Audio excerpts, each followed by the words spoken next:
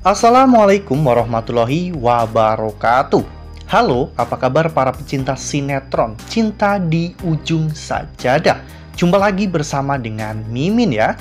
Seperti biasa, Mimin akan membagikan informasi-informasi terbaru mengenai dari alur cerita sinetron Cinta di Ujung Sajadah, yang tentunya semakin hari semakin seru, semakin greget, dan membuat kita semua penasaran.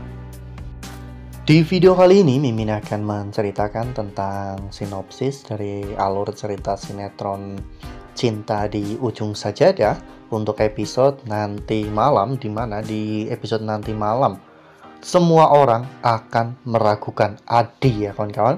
Semua orang akan menyalahkan Adi atas masa lalu yang pernah Adi alami. Nah, kira-kira bagaimanakah cara Adi, Rindu, dan juga Bunda Aminah untuk membuktikan semuanya bahwa Adi tidak bersalah? Tonton video ini sampai dengan selesai ya.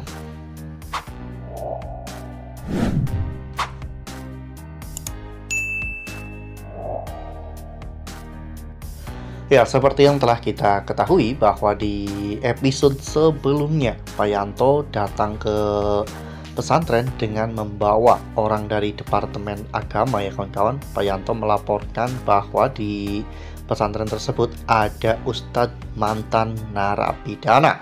Ya, meskipun Bunda Aminah telah menjelaskan semuanya kepada orang dari Departemen Agama itu, namun orang itu tetap saja akan menyelidiki semuanya, dan jika memang terbukti, maka pesantren itu akan ditutup. Hal ini membuat beberapa wali santri di sana membawa anak mereka pergi ya kawan-kawan, karena mereka tidak mau anaknya diajar oleh Ustadz mantan narapidana. Tak hanya itu, Fauzan yang mengetahui hal itu juga langsung menyalahkan Adi ya kawan-kawan. Lagi-lagi Fauzan mudah terhasut oleh omongan orang tanpa menyelidiki kebenarannya terlebih dahulu. Ketika Fauzan datang ke pesantren untuk membawa Ayu pergi dari sana, saat itu Adi mencoba untuk menghalang-halangi Fauzan, namun Fauzan dengan kasarnya menghina Adi dengan mengatakan bahwa Adi adalah seorang pembunuh. Adi yang sadar bahwa dirinya tidak akan mungkin bisa menjelaskan semuanya kepada Fauzan, Adi lebih memilih untuk diam. Namun Ayu saat itu tidak mau bertemu dengan Fauzan. Bahkan Ayu langsung menutup pintu kamarnya ya kawan-kawan, dan menyuruh Fauzan untuk segera pergi dari sana. Setelah Fauzan pergi, saat itu Ayu akhirnya berani keluar ya kawan-kawan. Rindu pun memeluk Ayu dengan sangat erat. Sementara itu di luar, saat itu Adi sedang memberitahu Fauzan tentang apa yang Fauzan lakukan. Jika Fauzan terus-menerus melakukan hal seperti ini, maka Ayu malah justru akan semakin takut pada Fauzan. Namun Fauzan justru malah menantang Adi. Fauzan mengatakan bahwa apapun yang terjadi, dirinya akan membawa Ayu keluar dari pesantren itu.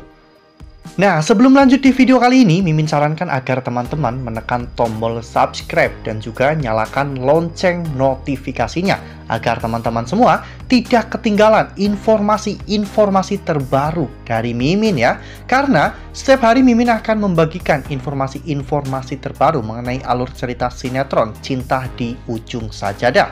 Mimin juga menyarankan agar teman-teman semua menonton video ini sampai dengan selesai, agar tidak terjadi kesalahpahaman di antara kita. Lalu kemudian adegan pun berganti, di mana pada saat itu lagi-lagi para wali santri memutuskan untuk membawa anak-anak mereka pergi dari sana ya kawan-kawan. Apalagi saat itu Alia juga memprovokasi para wali santri, sehingga membuat Rindu benar-benar marah dan menampar wajah Alia. Alia pun menjadi sangat marah ya kawan-kawan dengan semua itu. Alia bahkan berjanji bahwa dirinya pasti akan membalas semua ini, dan Rindu pasti akan menerima balasan atas semua hal yang telah Rindu lakukan. Ya, sebenarnya Apa yang Rindu lakukan ini adalah sesuatu yang benar ya kawan-kawan. Rindu tidak mudah percaya dengan berita yang ada, karena Rindu juga pernah mengalami rasanya sakit, malu, dan juga hinanya difitnah oleh seseorang. Dan ternyata orang yang telah memfitnah Adi dan juga Rindu adalah orang yang sama, yaitu Denny. Lalu kemudian adegan pun berganti. Saat itu Denny mencoba untuk masuk ke dalam ruang kerja Fauzan ya kawan-kawan, namun Denny ketahuan, sehingga Fauzan pun saat itu menghajar Denny ya kawan-kawan. Denny sempat menawarkan sebuah kerjasama dengan Fauzan karena Denny merasa bahwa musuh mereka itu sama, yaitu Adi, seorang ustadz mantan narapidana yang telah dipenjara 12 tahun lamanya. Sementara itu di sisi lain, saat itu Ayu sedang membantu Rindu untuk memasak ya kawan-kawan. Rindu pun mulai pelan-pelan untuk mendekati hati Ayu. Rindu mengatakan bahwa dirinya sangat menyayangi Ayu, begitu pula dengan papa Ayu. Namun Ayu malah justru bertanya, jika memang papa sayang kepada Ayu, apakah itu artinya mama telah memaafkan papa? Rindu pun hanya bisa terdiam ya kawan-kawan, karena Rindu juga tidak mungkin mengatakan bahwa dirinya tidak akan bisa memaafkan Fauzan di depan Ayu. Namun saat itu Fauzan masih berusaha untuk mencari informasi tentang kejadian 12 tahun lalu ya kawan-kawan, sehingga Fauzan akhirnya menemukan sebuah gambar di mana di sana terpampang foto Adi dan ada judul beritanya, yaitu kecelakaan maut yang merenggut nyawa suami istri.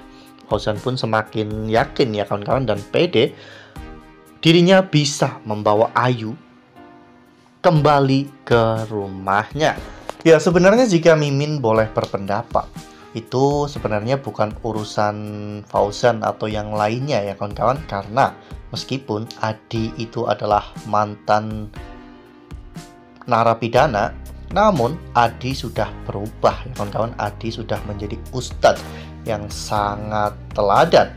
Seharusnya masa lalu biarlah menjadi masa lalu.